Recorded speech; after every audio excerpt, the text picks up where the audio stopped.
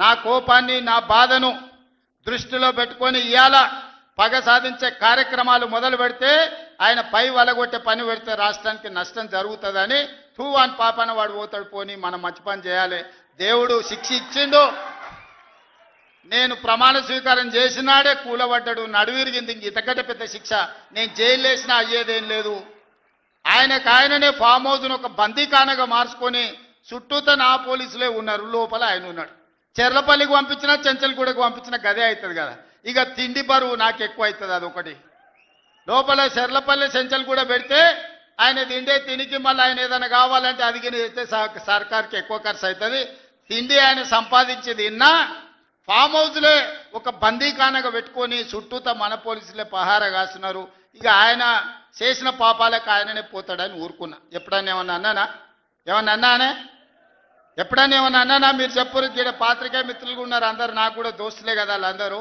చెప్పురు ఎప్పుడైనా ఏమన్నా అన్నానా ఒక్క కేసు అయినా పెట్టినా పోనీ ఈ జిల్లాలో ఎవరి మీద నన్ను ఒక కేసు పెట్టినా ఎన్ని పాపాలు చేశారు వాళ్ళ ఎమ్మెల్యేలు మంత్రులు మీకు తెలుసు కదా ఎంతమంది ఆస్తులు గుంజుకున్నారు మీకు తెలుసు కదా ఎవరినన్నా నేను కక్షతోనేమన్నా చేసినా నేను ఒకటే అనుకున్నా ఎవరి పాపానికి వాడు పోతాడు మనం చూసినా చూడకపోయినా పైన దేవుడు ఉన్నాడు పైనుంచి కిందికి చూస్తూనే ఉంటాడు ఎవరిని లెక్క వానికి రాస్తూనే ఉంటాడు ఎవరిని మితి వానికి చెల్లిస్తూనే ఉంటాడని నేను ప్రమాణ స్వీకారం చేయడానికి పోయిన రోజే మంచం మీద నుంచి బోర్ల పడి మక్కెలు ఇరిగి మూలకు పడ్డాడు ఇక ఆయన నిన్నొచ్చి పెద్ద మనిషిలాగా మంచి చెప్తాడేమో అనుకున్నా తోలు తీస్తా అని అన్నాడు తోలు తీస్తాడంటేనే ఇక నేను చెప్పదలుచుకున్నా అయ్యేగా నా సంగతి వదులు కానీ మా సర్పంచులు వచ్చిండ్రు రా ఏ తోలు తీస్తావురా నీ తోలు తీసుడు కాదు నిన్ను చీరి చింత కట్టి చింతమడకల ఏలాడేసి కొడతారో లేదో మా సర్పంచులు రా కొడంగల్కి వస్తావా లేకపోతే మమ్మల్ని చింతమడకకు రమ్మంటావా మా సర్పంచులను తోలుతా సోయి లేని మాటలు స్థాయి లేని విమర్శలు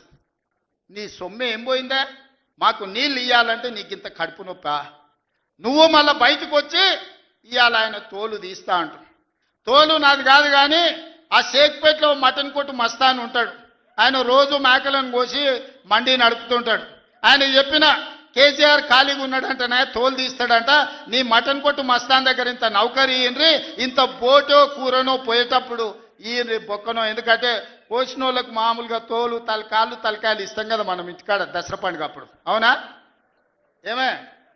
ఏం శివకుమార్ రెడ్డి మన ఇళ్ళల్లో పండుగ పూట వచ్చి ఆటను కోస్తే కాళ్ళు తలకాయ కోసినోనికి ఇస్తాం కదా ఇక మటన్ కొట్టు మస్తాన్ కూడా చెప్పిన ఆ కేసీఆర్ ఖాళీగా ఉన్నాడంటేనే 2 ఏళ్ళు ఫామ్ హౌస్లో ఏం చేస్తుండంటే తోలు తీసేది ప్రాక్టీస్ చేసిండంట తోలు బాగా తీస్తాడంట నీ మటన్ కొట్టులో ఈ తోలు తీస్తాడు కాళ్ళు తలకాయలు మాత్రం ఉచితంగా సాయంత్రం పోతే దావతులో బోటిగిన ఏమైనా కొట్టుకొని సాయంత్రం 2 వేసేటప్పుడు తీసుకుంటాడేమో అని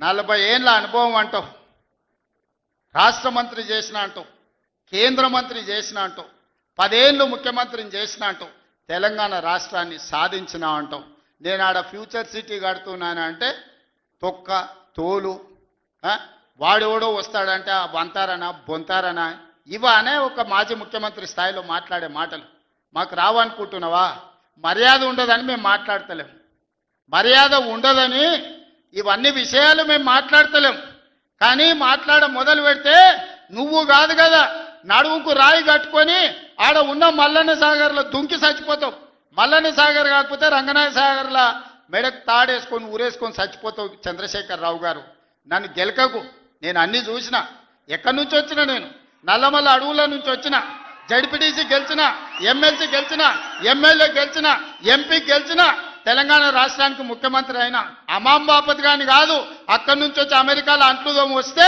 అయ్య పేరు చెప్పి మంత్రి అయినోని కాదు ఊర్లో దుక్కి దున్ని కష్టమంటే తెలిసి రైతుల నుంచి వచ్చినోని రైతు బిడ్డను మేము కక్షలు రాజకీయం చెయ్యం ఎవరి మీద కక్ష కట్టం ఎవరి పాపానికి వాడు పోతాడని దేవుడి మీద నమ్మకంతో కష్టాన్ని నమ్ముకున్నోళ్ళం కానీ మా పని మేము చేస్తుంటే కూడా కాళ్ళలో కట్టె పెట్టిర్రు అనుకో ఇక మా సంగతి అయితే చూపుతామయ్యా ఏమంటారు అంతేనా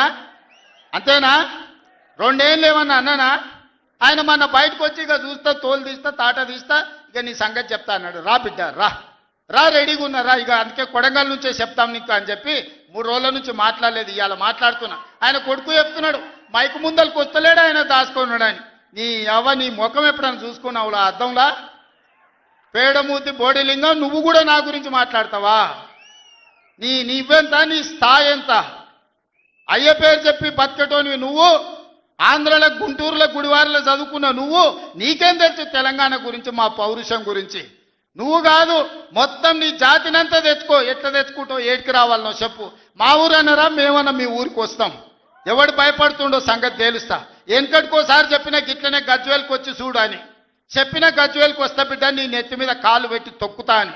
గజ్వేల్కి లక్షలాది మంది కార్యకర్తలతో పోయినాం, కాలు మీద పెట్టి తొక్కితే పాతాళానికి పోయిన మళ్ళీ ఇప్పటి వరకు తేలలేదు. ఇవాళ చెప్తున్న మీడియా మిత్రులారా రాసుకోండి, 2029 ఎన్నికల్లో 2/3 మెజారిటీ మన సీట్లు ఒకవేళ 119 ఉంటే 80కి పైగా సీట్లతోని 2029లో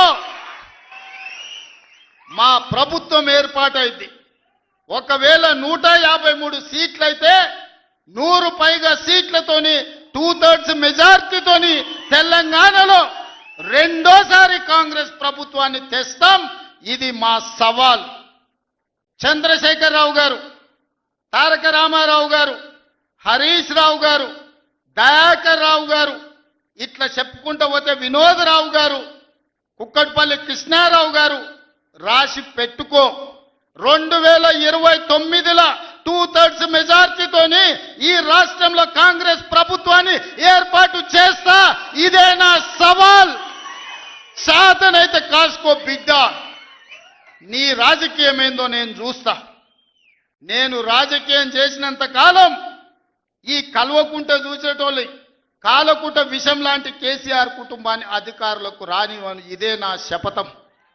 ఇదే నా శపథం. కొడంగల్ బిడ్డగా ఈ గడ్డ మీద నుంచి నేను శపథం చేస్తున్నా. నేను రాజకీయాలలో ఉన్నంతసేపు రాబోయే ఎన్నికల్లో కేసీఆర్ కుటుంబానికి అధికారం అనేది ఇక కళ. బీఆర్ఎస్ పార్టీ, కేసీఆర్ చరిత్ర గతమే. మీ పార్టీకి మీకు భవిష్యత్తు లేదు. ఎవడైనా చర్చించుకుంటే పొద్దుపోయినప్పుడు మాట్లాడుకోవడానికి పనికొచ్చే చరిత్రనే తప్ప భవిష్యత్తు తెలంగాణ రాష్ట్రానికి నీ తరఫున ఒరిగేది ఏమీ లేదు.